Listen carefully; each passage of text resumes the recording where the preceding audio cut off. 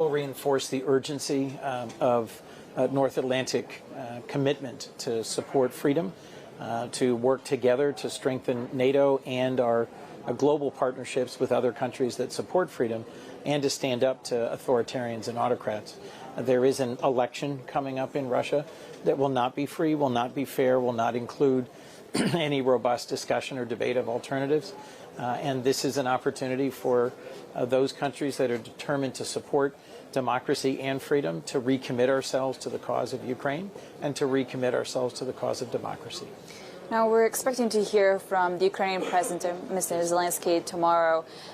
This is he's coming at a time when he is looking for more support, and of course, he is very vocal about the aggression of Russia.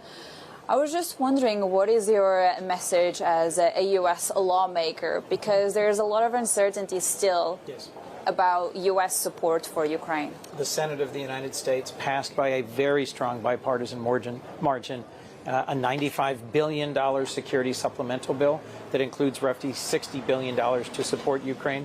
Most of that will be spent domestically in the United States on manufacturing of munitions in the United States that will then be shipped to Ukraine. I think it's critical that the United States continues its strong support, and I'm optimistic, let's say hopeful, that the House of Representatives, after some back and forth, will find their way to also continue our essential support for Ukraine. Do you think that the only way for us to see the House approving this bill will be through a discharge petition? That's one possible route, a difficult route. I suspect you'll see a different version of this, a bill that does include some border security provisions. It is striking that after months and months of bipartisan negotiations, a group of senators came up with a strong bipartisan border security proposal, which, because the former president turned on it, they then abandoned it. So this was a striking moment in American domestic politics. There is bipartisan, strong support for Ukraine. The challenge is navigating the difficult processes of the Senate and the House to get that delivered in time. Ukraine is running out of munitions, and they are running out of time, and it's time for the United States to show where we stand. Now, the Vice President, Kamala Harris, is coming here also to address some concerns among NATO allies after some comments from the previous president. We're seeing the Congress essentially taking a long time, when you look at it, to approve new support for Ukraine as well. Are you worried about the U.S. reputation in the global stage? Can the U.S. still play a critical role when it comes to the global security order?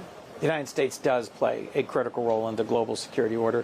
Our work against the Houthis to ensure freedom of navigation, our work in the Indo-Pacific to ensure a free and open Indo-Pacific, our work in partnership with more than 50 other countries to support Ukraine continues. And part of why I'm at this 60th annual Munich Security Conference is to continue strong bipartisan participation from Congress. Vice President Harris last year gave a very stirring address calling out Russian war crimes, Russia's actions inside Ukraine that are tantamount to genocide, that are an attack not just on the Ukrainian people, but on the very concept of the rule of law and the ordered liberty of the West after the Second World War. I expect her this year to be comparably reassuring to our NATO partners and allies about our commitment to continue our central role. But can they actually trust the United States, sir? Part of the point of elections is they have consequences. I am a co-chair of the Biden-Harris 2024 election campaign, and part of why I am working so hard is that I'm certain that the future of the United States and our role in Europe and the world will turn in no small part on who we elect as our next president. I would like to